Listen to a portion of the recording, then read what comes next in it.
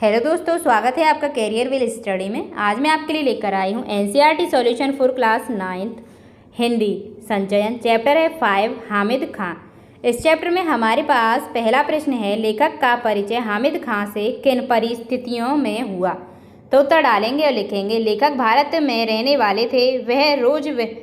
एक रोज वह गर्मियों में तक्षशिला के खंडहर देखने गए थे। तेज गर्मी में भूख और प्यास के मारे लेखक का बुरा हाल था। खाने की खोज में वह पास के एक गांव की ओर चल दिए।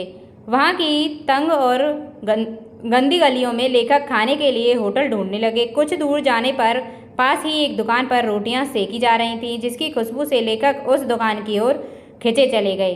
वहीं लेखक का परिचय हामिद खां से हुआ, जो वहां रोटियां बना रहा था और वह उसके अब्बा जान की दुकान थी। हामिद खां पाकिस्तान का रहने वाला मुसलमान था और लेखक भारत के एक हिंदू, पर दोनों ही एक दूसरे से बहुत प्रभावित हुए। लेखक ने हामिद खां को बताया कि भारत में जहां वे रहते हैं वहां हिंदू मुस्लिम कितने प्रेम से रहते हैं। हामिद खां ने लेखक की मेहमान नवाजी में कोई कसर नहीं छोड़ी और ना ही उनसे खाने के पैसे लिए। अगला प्रश्न है हमारे पास, काश मैं आपके मुल्क में आकर यह सब अपनी आंखों से देख सकता। हामिद ने ऐसा क्यों कहा।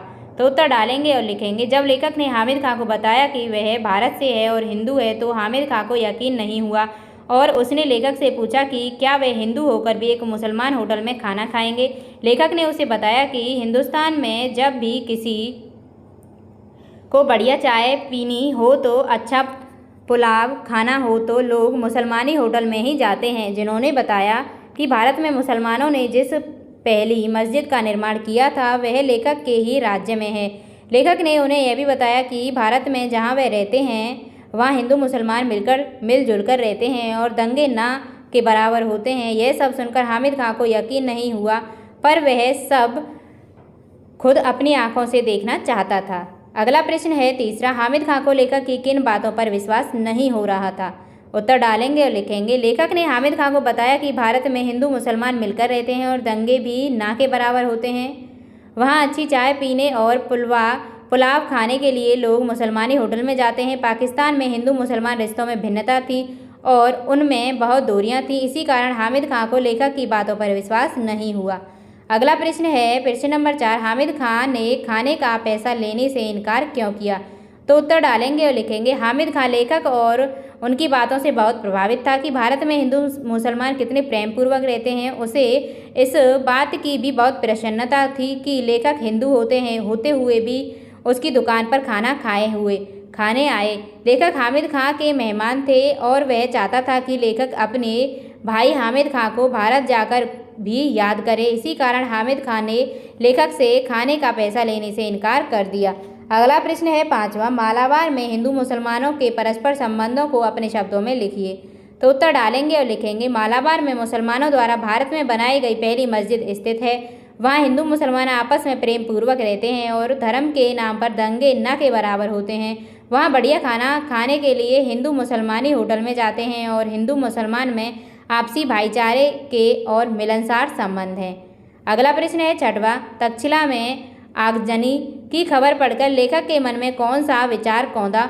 इससे लेखक के स्वभाव की किस विशेषता का परिचय मिलता है। तो उत्तर डालेंगे और लिखेंगे। जब लेखक ने तक्षशिला में आगजनी की खबर पढ़ी तो लेखक को तुरंत हामिद खां का ध्यान आया। लेखक एक बार गर्मियों में तक्षशिला के खंडहर घूमने गए और वहीं उन्होंने हामिद खां की दुकान पर खाना खाया था। हामिद खां ने लेखक के मेहमान नवाजी में कोई कसर नहीं छोड़ी थी और उसने खाने के पैसे भी नहीं लिए थे। लेखक को वहाँ बहुत अपनेपन का खाना खिलाया गया था। तक्षशिला में आगजनी की खबर पढ़ते ही लेखक को अपने भाई हामिद खां की चिंता होने लगी और उन्होंने हामिद खां के लिए प्रार्थना की कि इससे लेखक के धर्मनिरपेक्ष और धार्मिक एकता के स्वभाव का परिचय मिलता है। लेखक में हिंदू मुसलमान के प्रति कोई भेदभाव नहीं था और वह बराबरी में विश्वास करते थे।